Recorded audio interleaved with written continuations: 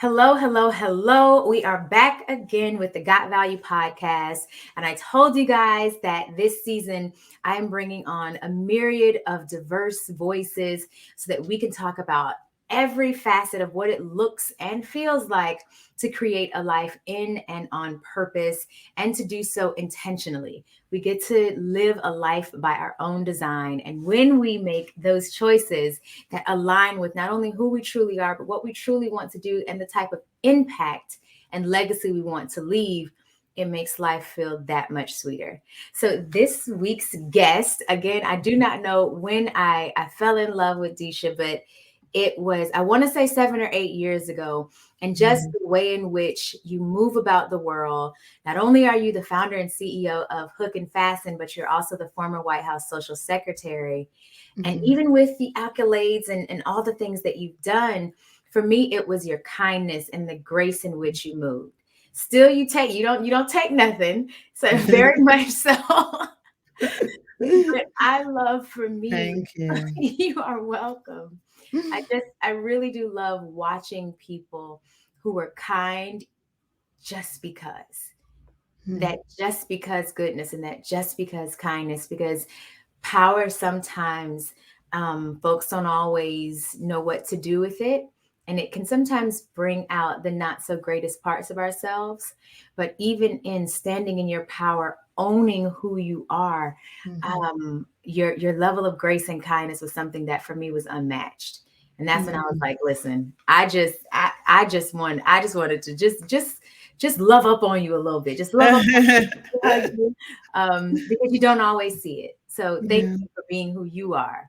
No, thank you, and thank you for having me and being who you are. Everything you said, I feel the same way. So I'll just say ditto back to you. So yeah.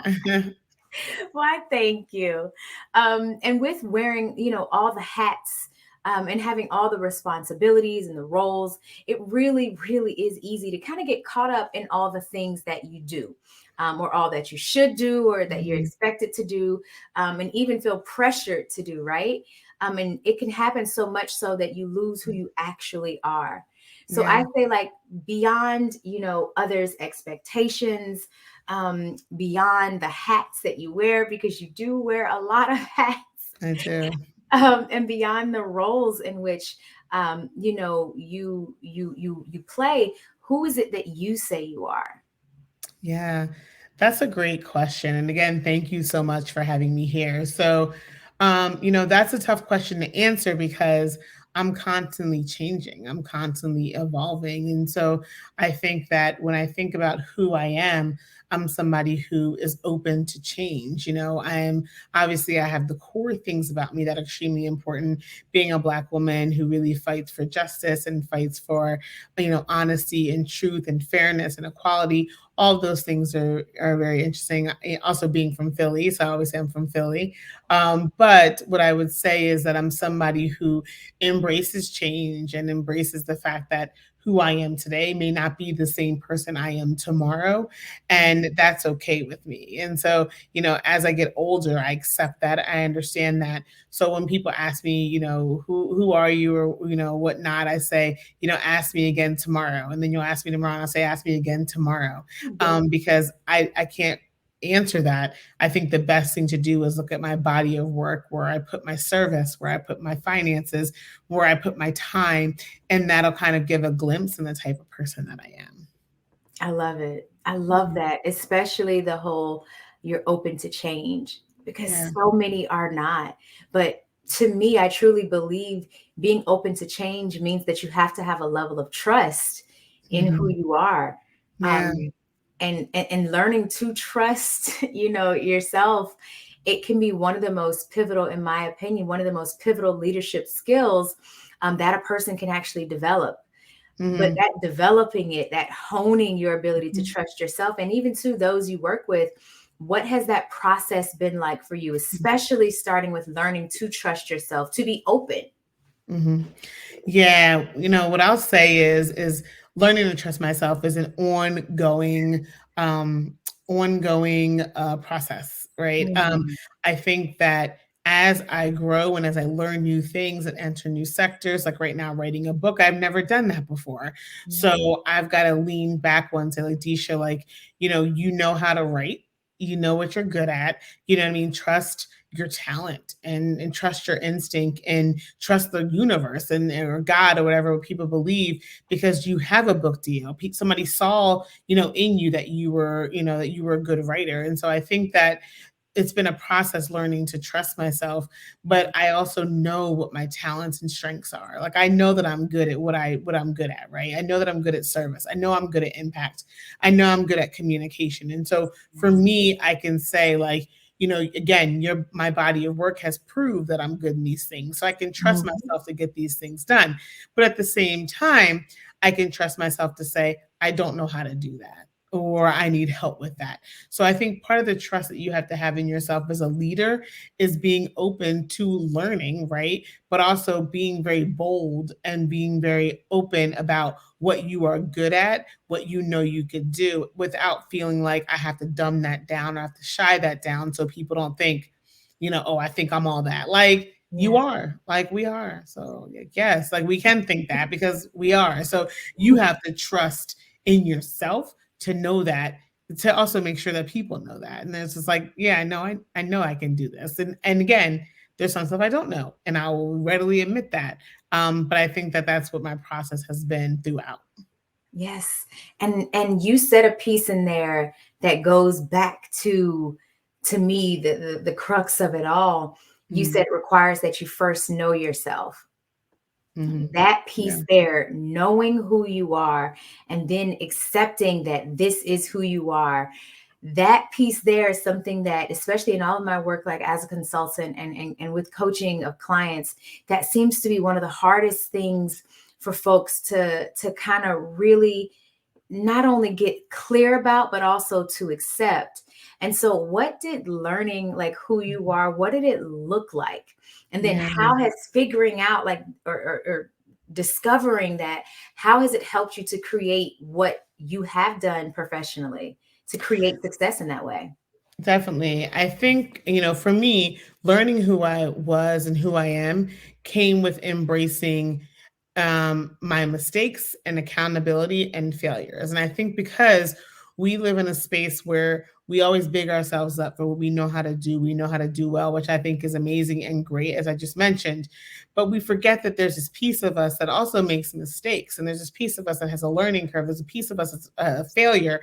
And so when I think about learning myself, I had to think about those things and say, like, what did I learn from doing XYZ that didn't work out? Or what did I learn from this? Or what can I take from that?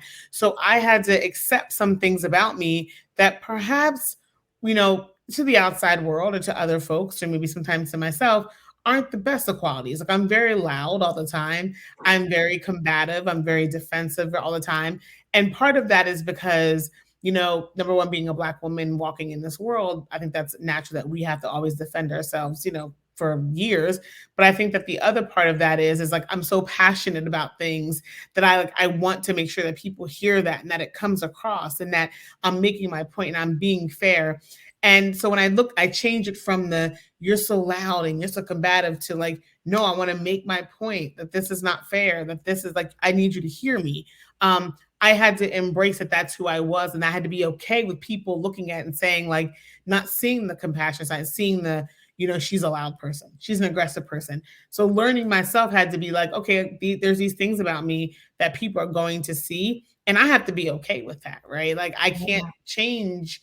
I'm not here to change people's perception of what they view of me. And Mm. that really, for me, was a turning point because I spent so much energy doing that, so much energy being like, oh no, but I really no, we can really come to the middle on this issue, but there's some issues you can't do that. Like, no, I'm not going to come to the middle when it comes to Black lives or anything else. Like, there's no middle ground. Yeah. Like, we're not meeting in the middle. Sorry, And I had to understand that, like, that made me not the fun person, or that made me not the, she's a little, and I had to accept that that's who I am, and it's not always a bad thing. And so I think professionally, how I've used that in spaces is I'm very authentic and upfront, especially with clients. of like, this is how I am. Some people are like, that's a little bit too much for me. Some people are like, that's exactly what I need. But I can guarantee that the outcome that you're going to get from working with me or being with me is going to be one that's sustainable, going to be one that's long term, going to be one that actually has impact versus a quick, you want to hear something and you want me to tell you what you want to hear, and Yeah. then like it's a, it doesn't do anything. So that's how I've kind of managed it. I think being at the White House was very tough because um there isn't there wasn't a space where I could always be like, I disagree with this. I disagree with this. And so I said, well, instead of, I can't raise my voice in these places or these spaces. It's not appropriate. But what do I have the power to do? I have the power to bring people to the table as part of this meeting who were going to do that in the same vein that I would, right? And so like Mhm. I found ways to like interject myself professionally and my qualities and what I did, um, without having to always, apologize or say, I'm sorry I did that. But yeah, anyway, I'm going on and on, but that's like No, no. So I love, first of all, yes, it's that first piece that you said, and then that last piece that stuck out for me the most. The first piece Mhm, where you were like, you have to accept that, hey, this is who I am, and those who mhm, rock with it. Those who don't, don't, mhm. and being okay with that. It is okay that everybody isn't going to like you, or every place and space is not for you. You will, there is no way that you can satisfy everybody all the time. You And just trying can't. to, you cannot, you will You be can't. exhausted. Yes, and I've tried. I've definitely tried. I think I tried, but on the same vein, I'm also open to and committed to being better about some things. Like, so I'm not just Yeah. like, this is who I am. Sometimes I'm like, all right, like, I'm gonna take your feedback. Like that may make Mhm. some sense in some aspects, and then some spaces I won't. But I think before Yeah. I was always like, how can I adjust myself, my personality, my everything to make sure that I'm likable or make sure that people respect me. And it's just like they've already made up their mind at that point most of the times. Like, and so you're doing extra effort and they've already made up their mind about how they Yeah. feel about you or anything else. So yeah. Yeah, and I did like that, especially with the two. Okay, this is who I am. Yes, I'm willing to make adjustments if those Mhm. adjustments make sense. Now, if you're requiring me to do Yes. a total like hard reset against who I am, that's just not gonna happen. It's not gonna happen. It's not gonna It's not happen. gonna happen. Mm-mm, no. I'm gonna bid you adieu, but No. that's not what Mm, it is. But also, mhm, too, you were strategic about, okay, when I can't use my voice the way I want to because of what this position requires, let me bring folks to the table who I know embody the energy, or the spirit of what it is that I am trying to get across, mhm. who can bring their voice the way they want to the table. Yes. Yeah, That 100%. that strategic thinking, and two, Mhm. there is two lessons in trust there too, because you're trusting Yes. that they are going to hold fast into who they are. And if I'm looking at it and being honest and assessing it correctly, that is what drew me to you. The Mm, fact that you were committed to being who you are, mhm. period. Not a Yeah. comma, Yeah. not a Yeah. semicolon, Yeah. period. Because Mhm. it took me so many years to be okay with who I was. Yeah. And I'll say what I'll say too, and thank you for that. The thing I'll say about that too is one thing is that we don't talk about enough is how isolating that is. Oh And yeah. people always want to feel liked and want to be in groups and want to be invited and want to be asked to this and that and the other. That's just human connection. So Mhm. you have to understand that sometimes when you authentically walk in truth and when you are committed to whatever it is, sometimes you won't be invited. Sometimes you will be excluded. Sometimes you won't be on this list or you won't be asked to take part in these things.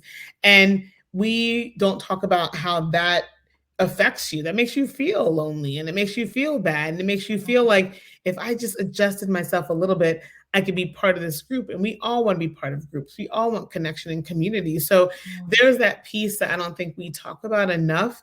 And say like a lot of reasons why people don't walk in their truth is because it's isolating and it's lonely and nobody wants to be like that, especially after during a pandemic or whatever.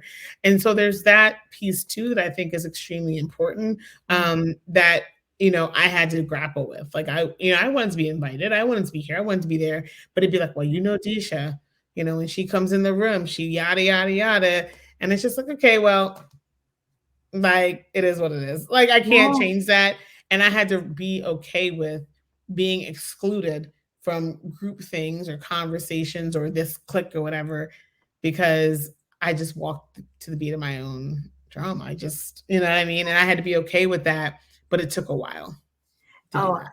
oh, I get it. I've now been a lot more open about my experience growing up. I grew up in a very, very religious pseudo cult.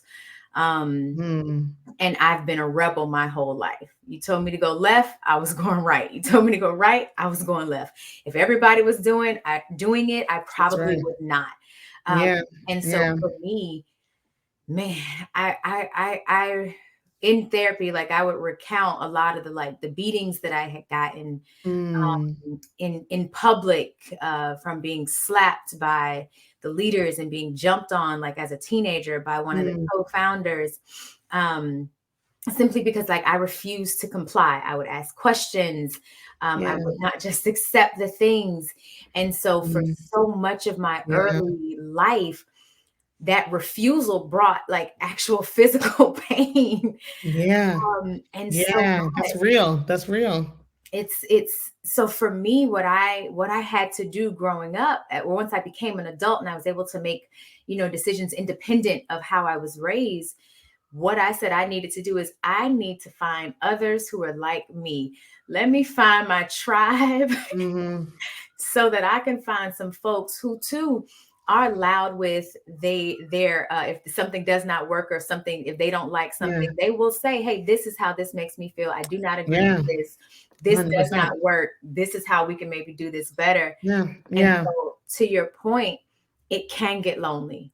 Oh Hmm. goodness. And the loneliness can be extremely loud.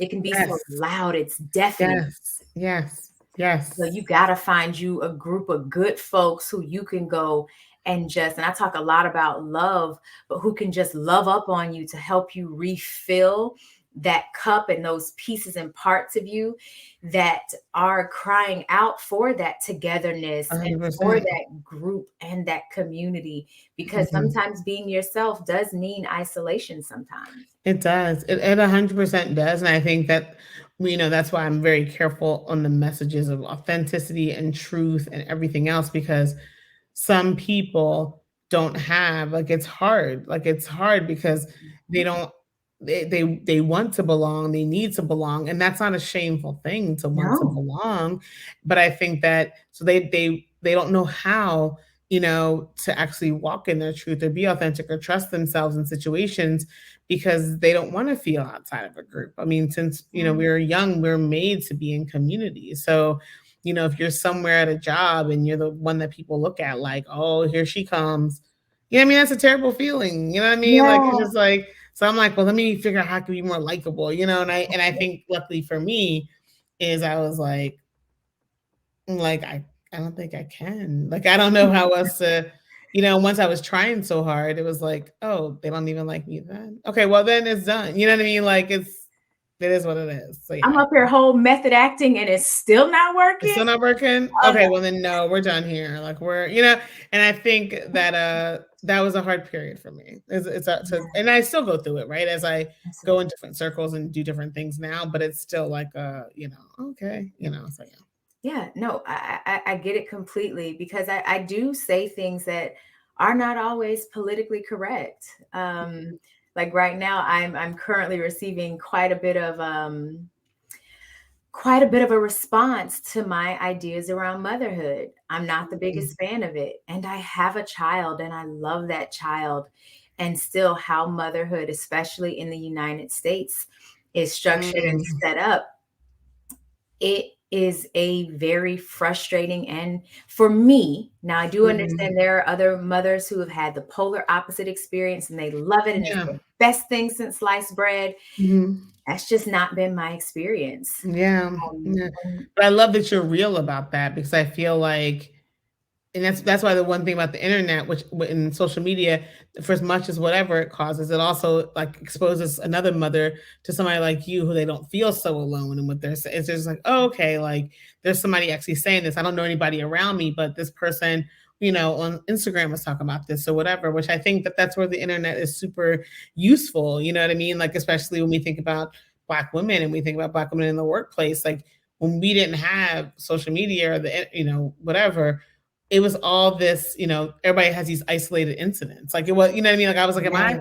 is it me? Like, and of course people make you think it's you. And then you like, so look at it and you're like, oh wait, no, there's whole articles on this stuff. There's whole like Yeah. it's a whole people been talking about this forever and you don't feel so alone in your feelings. Yes. You know what I mean?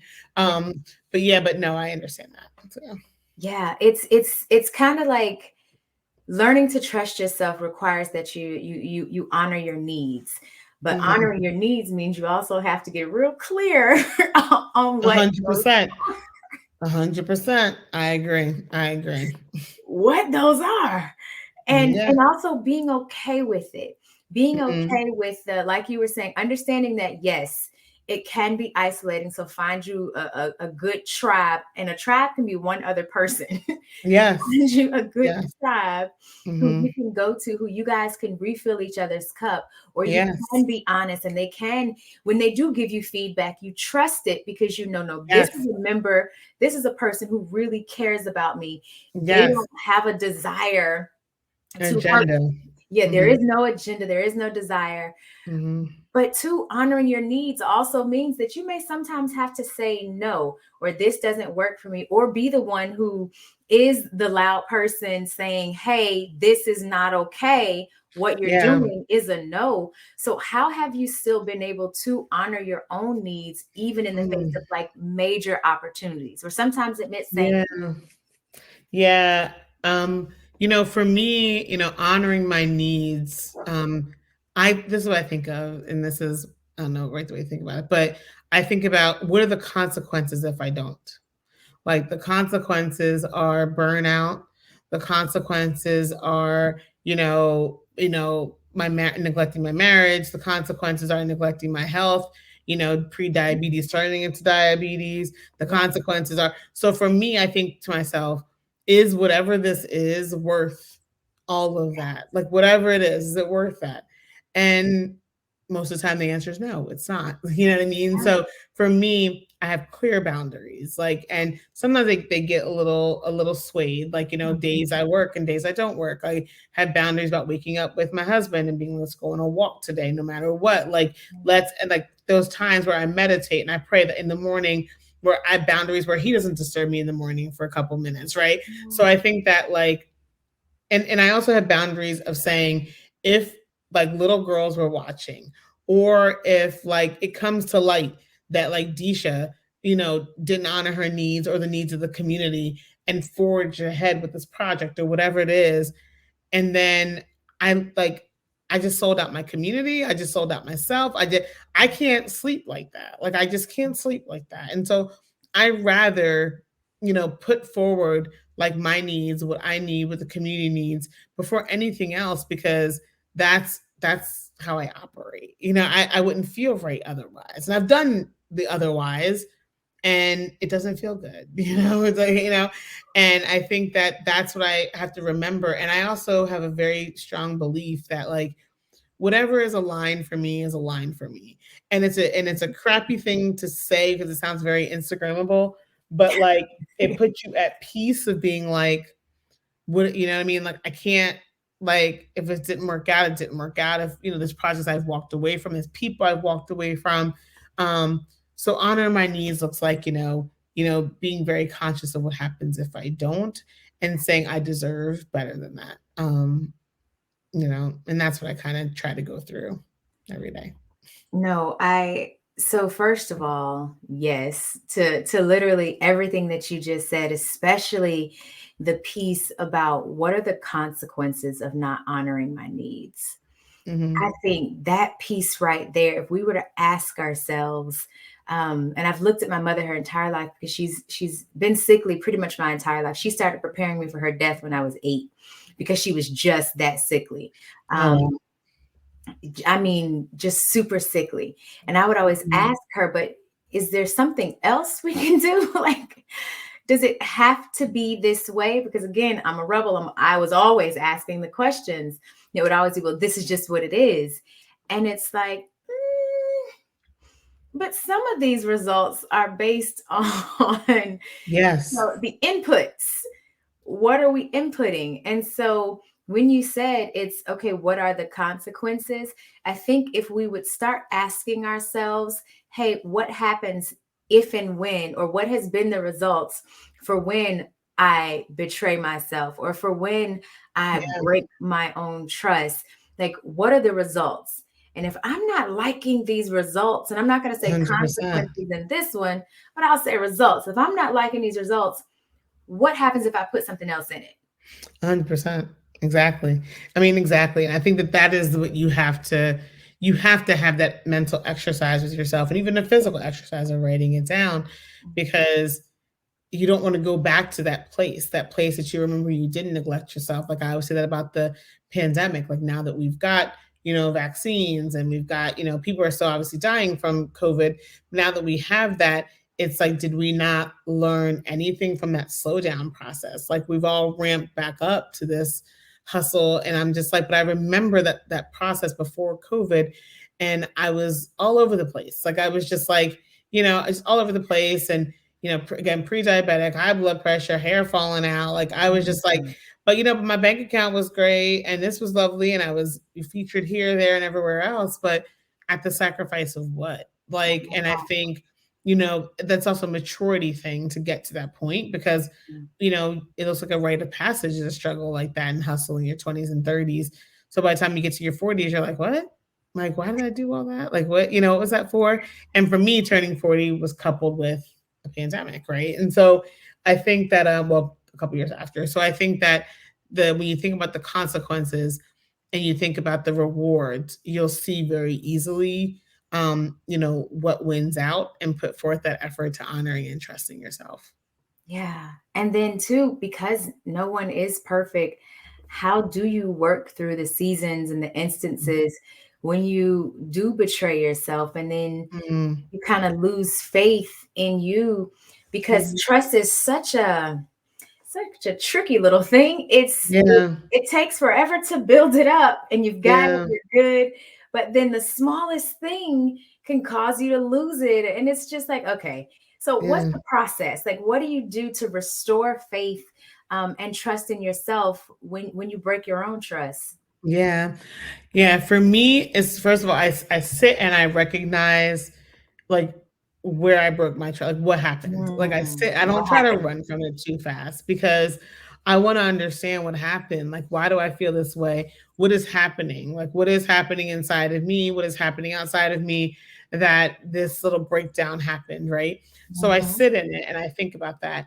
I also don't condemn myself and I used to be like, Deesha, how could you think that? How could you do that? But like, what does that do for me to like come down on myself? So I think that I don't condemn myself. I think I extend the grace that's always been offered to me. I extend that same grace to myself from Yeah. myself, right? So that's the next thing. I think the next thing that I do then is I say like, how, did I hurt anybody in this process? Like, do I need to apologize? Do I need to take accountability for something, right? Yeah. Because betraying the trust in yourself can also really betray the trust in other people. So when I was at the space of betraying myself, who did I hurt? Like Mm. who was in the path? Who was in the warpath? Like, because when you do stuff like that, you're automatically like, you're not yourself. And so you are looking for like, you're grabbing bits of like validation and justification from everyone else in ways that are not healthy because you're not doing good at that moment. So I think Yeah. about that. Who do I need to apologize to? Who do I need to be accountable to? And then I think about how can I avoid this in the future? Like what was it that made me think like the other day, for instance, there was a text message chain that just like threw me off. Had nothing to do with like there was nothing. It was basically like a season's greetings kind of a check. And I was just like, this makes me feel blah blah. And Wes was like, what? Like, and then I was like I was like short-sighted with him over there and he's just like, what is happening? Right. So I think there's like, if this triggered something in me, blah, blah, blah. And so then I think about how much I have to offer myself and the world and other things and say, like, Deesha, like, there's a lot of wasted effort in like, acting the way you're acting or feeling the way you're feeling. Like after you sit with it, after you recognize it, after you apologize, you hold yourself accountable, and then you move on. And moving on to me is looking at what I have to offer and also, again, taking accountability. Whew, child. It's Mhm. the who did you hurt who was on the warpath? It That was. We have to do that. We have because we've been in. I've been in the warpath of plenty of people that yeah, like, and that's between them, right? You know what I'm saying? Like how you, but like when you were in your little whatever you were in, I was just in the tornado was spinning, and like you just yeah. threw me out, and now I'm hurt too and bruised because you was hurt and bruised. Now we all hurt and bruised. So like what's the like how we going like what I mean? And I appreciate and it's an ego thing because you have to be like I do to what my husband. I'm like, I'm sorry, like that. I'm sorry that I and he's using, he's just so chill. He's just like, it's okay, you know what I mean? But like I have to be okay with like somebody being like, nah, that was jacked up. You know what I mean? Like the way you acted. So yeah. Yeah, and two, accepting like, you know what, you're right. This is how I'm gonna do better in the Mhm. future. I Yeah. apologize like that to my daughter all the time. Mm. I the way you Yeah. just said that, that's how I apologize to my daughter because Wow. I don't want her to think that, hey, because I love you, it means you get to be my proverbial punching bag when things aren't Yeah. going good for me. Um, and still, I'm a mess Mm. up. My Yeah. bad. I apologize. You said my bad. Moving forward, because I went off on her the other day, and I know the perfect parents never go off on their loved ones, but Oh, never. I went off on her the other day, and I was just like, "This ain't cool. We're not doing this anymore. I don't like this." Da da da da da da da. And as I was talking, it literally was like something tapped me on my shoulder and said, "You're not really mad at her. You're frustrated because of this situation." And Mhm. I stopped mid rant and I was like, you know what? This isn't even about you. I apologize. Yes, what you did triggered me, but it didn't deserve and does not deserve my response. I Mm. apologize. Mhm. Mommy is still continually trying to be frustrated and not take it out on you because you're the Mm. closest person to me. I Mhm. apologize. I'm Mhm. going to do better. I'm committed to trying to do better. And we left it at that. She's like, "Oh, well, that's okay." She was like, "I know you don't really mean it." And I was like, "Yeah, but I need that not to be what our dynamic is." Like Yeah. Yeah. that Yeah. apologizing for the folks in the Mhm. warpath, because many people like to just be like, "Oh, no, no, it's I apologize to myself," or, "Oh, I know I shouldn't have done it that way. I won't do it again." And it's like, no, there is true value in letting the people who you did hurt during that Yes. tornado. I'm so Yeah. sorry your house got swept up. Yeah, my bad. Like, you know what I mean? And I think that most people are very open to that because they're not used to hearing that. So they appreciate it. So they're not used to hearing an apology. And I think that, that also makes you feel good. Makes me feel good Yeah, because me too. I'm like, I can take the accountability of that I messed up. I can And own it. I have to be okay. Like I have to be okay with knowing that like I've hurt people and I have to be okay with like their response to that is not I can't control that. You know what I mean? But it's a constant growing process. But I think that also goes back to learning to trust yourself because you're like, I know when I can consciously hear, like you said with your daughter, you could hear when you know what? What am I doing? What am I like? You trust yourself to know that that this is a misdirected conversation. Like, you know what I mean? Like, and so I think that that's important. So yeah. Absolutely.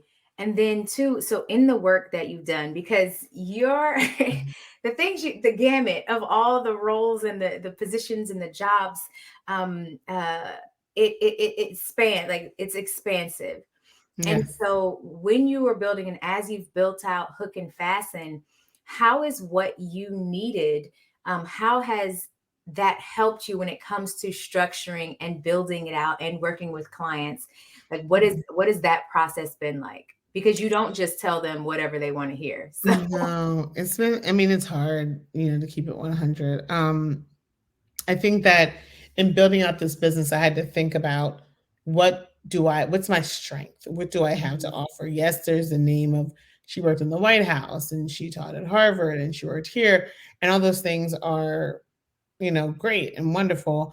However, at the end of the day, This is about the results that the company wants, not about Yeah. beefing my resume. So, what are the strengths that I have to bring them? And I think that my authenticity with communities, letting communities lead on impact projects, like, making sure they're involved from the very beginning, making sure that we pay people like ethically.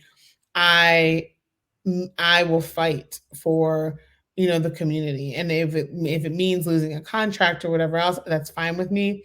But most clients that I have, this is what they want. They want a real sustainable connection with a community, which means that before we even go down the road of doing an impact project, we've got to talk about ego and have workshops on ego and power structures and how this is set up, because we want clients feel like, oh, I gave you this, so I gave you, like, no, it doesn't work that way. Number one, most of these communities didn't create the problems that they had that you're solving, so that's number one. Like, Yeah. this is not their fault, right? So you helping them is not something that's an act of kindness. It's your duty to do. And in order to do that, you must listen to the people that are in the community, bring them into meetings, let them lead, pay them for this. And I think that I've stuck with that model because that's what forms the partnership and the relationship between the communities and the companies. That's what builds the trust. When a company doesn't just go in and say, "Here's some shoes. Here, go wear these shoes." It's like, okay, but we didn't even need I shoes. didn't These need are the them. wrong. These are the wrong size. Like, you know what I mean? Like, it's just a whole confusion. Like, but then it looks so pretty, right? These And are so I think sandals in that, the winter. I can't yeah, even I mean, wear like, things. what are we doing here? Like, Yeah. so I think that for me, working with clients, and clients understand that, like, it's a slow moving process with me, because that relationship with the community is extremely important. So before we go and say, let's find somebody and do XYZ, it's like, they don't know you and you don't know them. So, like, y'all need to get to know each other, and then we can talk about how we work together. And I think that that's how I operate. Like, even Wes, one time, was listening to a phone call I was doing, and I hung up the phone. He was like, "You always bought the people at the sacrifice of your money." And I was like, "You know what? You're right." And I was like, "But I have enough clients where I'm doing okay, where most people understand that. But, like, what good is it to do good and to be authentic and be truthful if you're like, stepping on a bunch of people in the process or making them feel worse? It just doesn't make any sense." And so that's the way I live my life. And so that is the way I've built my business. And again, we keep it at 100. A lot of people, we do a first meeting and they're not interested. They're not interested in paying a community to be consultants on the project. And I'm like, okay, well, like, if I'm doing a project in the community, I'm bringing somebody on to be a hook and fasten consultant and paying them, and I'm charging you for that, because, like, I don't live there. I like, I just did a project with trans women of color, and I was like, that's not what I'm not in that demographic. So Yeah. I want to hire some trans women of color from the community where we're going to help with this project. So Yeah. um yeah, I mean, that's how I built the business. And I'm sure there's different ways we can do things better, but so far it's been successful. So it Listen, and works. that's just that on that. And on that note, Mhm. where Mhm. can we stay connected? How can we continue to support the work that you do? I love the fact, and it's something that I literally have been saying has to be done since I too created my first program working with foster youth. I worked with a young person who had aged out of foster care because that wasn't my lane.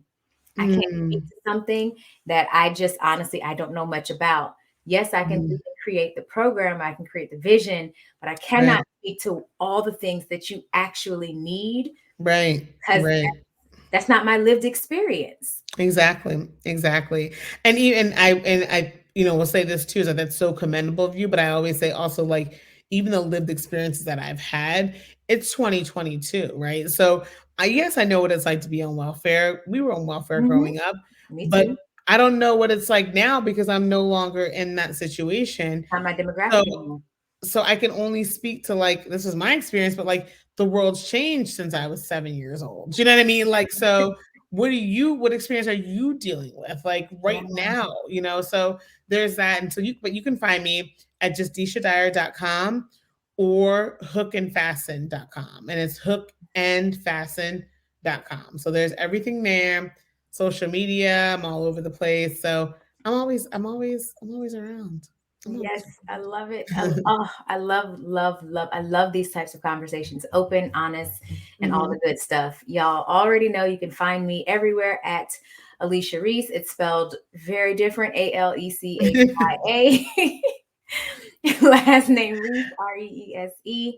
If you want to join our community of folks who we are showing high functioning executives, high impact entrepreneurs, and also emerging leaders how to build lives that not only look good, but feel good too, go to tribe.gotvaluenation.com and we will see you next time. Bye, everyone. Thank you for having me. Thank you for joining us on the Got Value podcast. Remember, there is true value in purpose, and the greatest discovery of your life will be exactly what yours is. Stay connected with us at gotvaluenation.com.